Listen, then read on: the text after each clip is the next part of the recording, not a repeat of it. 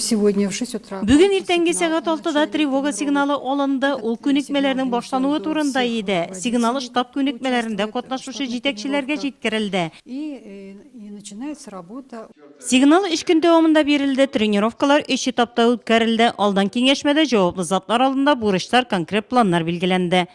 Отрабатывали бөтен оперативный документациялар, эвакуациялар безнең постоянно бара. В основной без аны возобновлять иттек 1 сентябрьдә укул башлангач.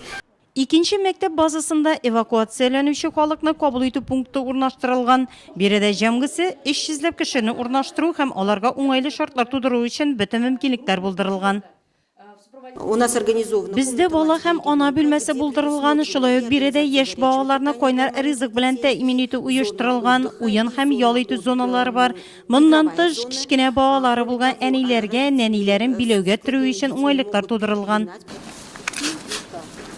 Махсус территориядә туфракны алалар, берничә төштән һәм аларны бергә кушып пакетларга тутыралар. Шәһәрнең гигиена эпидемиология үзәге хезмәткәрләре махсус приборлар ярдәмендә һаваның никадәр зарарланган булуын, дымлылыгын тикшерә. Барысы да лаборатория аша үткәрелә.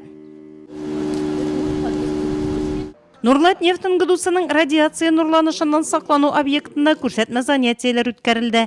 Биредә 400 кешене кабул итәргә мөмкинлек бар. Радиацияны үлчәү приборлары, хәбәр итү җиһазлары монда яңартып торалар. Есть нештатные формирования гражданской обороны. Они обучаются здесь. 125-нче янгын сүндерү коткару частында шәһәрнең 2нче мәктәбе укучылары өчен ачык ишекләр көне үтте. Биредә аларны гадәттән тыш хәлләр хезмәткәрләре янгын сүндерү җиһазлары белән таныштырды, ничек эшләүләрен күрсәтте. Көчле янгын вакытында кия торган махсус форма, ут эчендә булганда омега сулыш алу аппаратының кулланышын Инсаф Хәйруллин җентекләп сөйләде. 10 елга якын янгын сүндерүче булып эшли ул. Әлеге приборларны аңа күп тапкырлар кияргә туры килгән.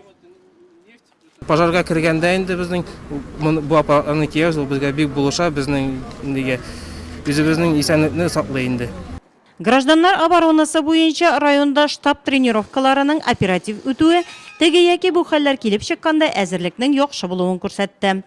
Бүген көндә менә бу өйрәнү көннәре күрсәтә, безнең әзерлек әйбәт дәрәҗәдә дип уйлыйм үземчә. Кешеләрнең дә шул урыннарның да безнең әзерлек инде бик әйбәт.